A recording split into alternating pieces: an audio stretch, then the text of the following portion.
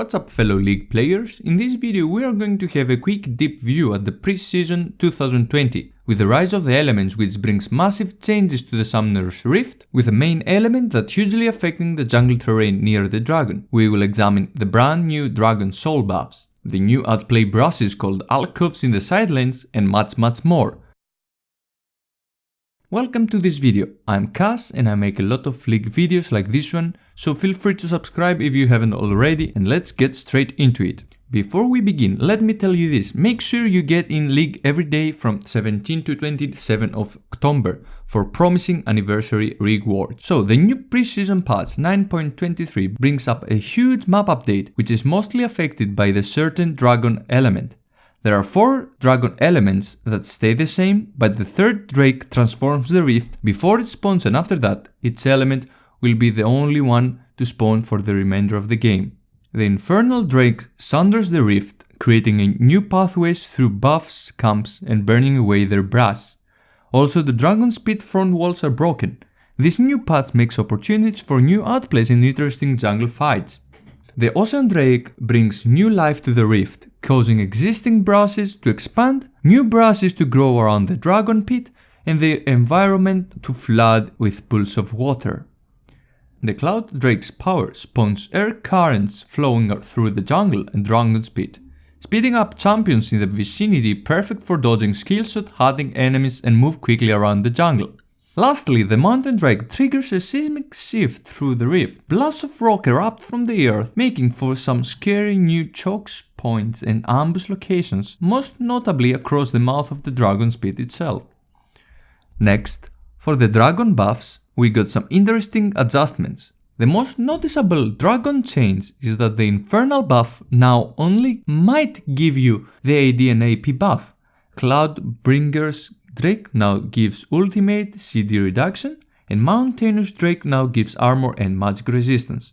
Also, there is a huge update for the 4th elemental Drake. The teams who kills it, instead of stacking their elemental buff, they gain a powerful dragon soul from the dominant dragon. Infernal Soul gives you AoE damage for every 3 seconds.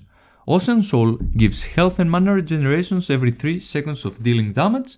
Cloud Soul reducing CD of your abilities every attack, and Mountain Soul gaining a shield when you are out of combat. Only one team can have a Dragon Soul. Once a team has claimed the Dragon Soul, it becomes the Elder Dragon's turn to defend the pit.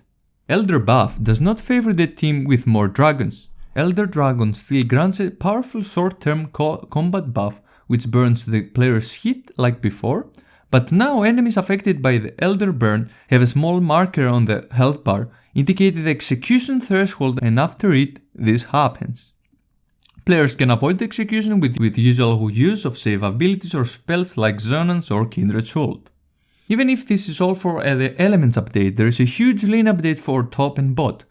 They created identical alcoves in top and bottom lane. Both alcoves feature 3 passes of brass on the outer edges and a small space in the center for champions to juke around and hide in.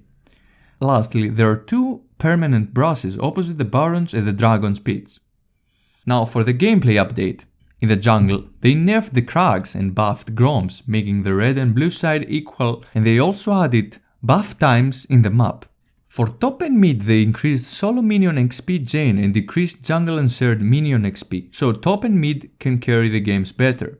Also, Rift Herald now will spawn early and be able to respawn once. For the items, they mostly changed major support items and made them more satisfying.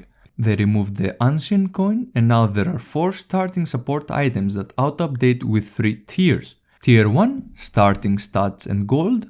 Tier 2, 3 wards. And Tier 3 with stats upgrade and 4 wards.